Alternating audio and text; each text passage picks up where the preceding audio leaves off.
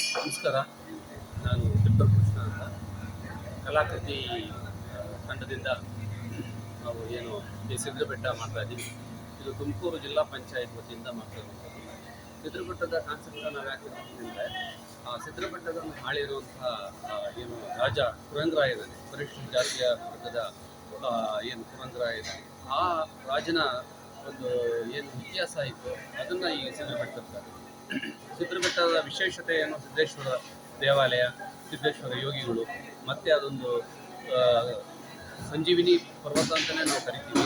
So ಇದನ್ನೆಲ್ಲ concept ಇಟ್ಕೊಂಡು ಮತ್ತೆ ಪುರಂದರಾಯ ಹೇಗಿದ್ದ, ಅವನ ಆಳ್ವಿಕೆ ನಡೆಸಿದ್ದು ಹೇಗಿತ್ತು, ಅವನ ಸಾಧನೆ ಏನು, ಈ ಥರದ ಅವನ ವಿಶೇಷತೆ, ಇದನ್ನೆಲ್ಲವೂ ಸೇರಿದಂತೆ ಒಂದು ಕಾನ್ಸೆಪ್ಟನ್ನು ಈ ಸ್ತಬ್ಧಚಿತ್ರ ತರ್ತಾ ಇದ್ವಿ. ಅದ್ರ ಜೊತೆಲಿ ಮಧುಗಿರಿಯ ಬೆಟ್ಟ ಏನಿದೆ, ಮತ್ತು ಅಲ್ಲಿ ಆಳ್ವಿಕೆ ಮಾಡಿದಂಥ ರಾಜ, ಮತ್ತು ಚನ್ನರಾಯನ ದುರ್ಗದ ವಿಶೇಷತೆ ಏನಿದೆ, ಮತ್ತು ಅಲ್ಲಿ ಆಳ್ವಿಕೆ ಮಾಡಿದ ರಾಜ, ಇಷ್ಟು ಕಾನ್ಸೆಪ್ಟನ್ನು ಒಂದೇ ಸ್ತಬ್ಧಚಿತ್ರದಲ್ಲಿ ತರೋ ಪ್ರಯತ್ನ ಮಾಡಿದ್ದೀವಿ.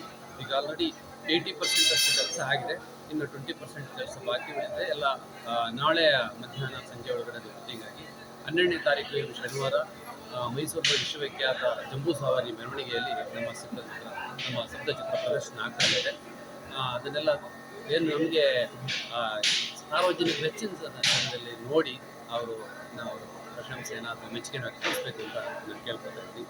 ನಮ್ಮ ತಂಡದಲ್ಲಿ ಮಲ್ಲಿಕಾರ್ಜುನ ಮತಿಘಟ್ಟ ಮತ್ತು ಹರ್ಷ, ಶಿವು, ಕೆಂಪಣ್ಣ ಮತ್ತು ಇತರೆ ಎಲ್ಲ ಟೀಮ್ ಒಟ್ಟು 12ರಿಂದ 15 ಜನ ಟೀಮು ನಿರಂತರವಾಗಿ 15 ದಿವಸ ಕೆಲಸ ಮಾಡ್ತಾ ಇದೆ. ಅವರೆಲ್ಲರಿಗೂ ಸಹ ನಮ್ಮ ಕಲಾಕೃತಿ ಪರವಾಗಿ ಅಭಿನಂದನೆಯನ್ನು ಸಲ್ಲಿಸ್ತೀನಿ. ನಮಸ್ಕಾರ.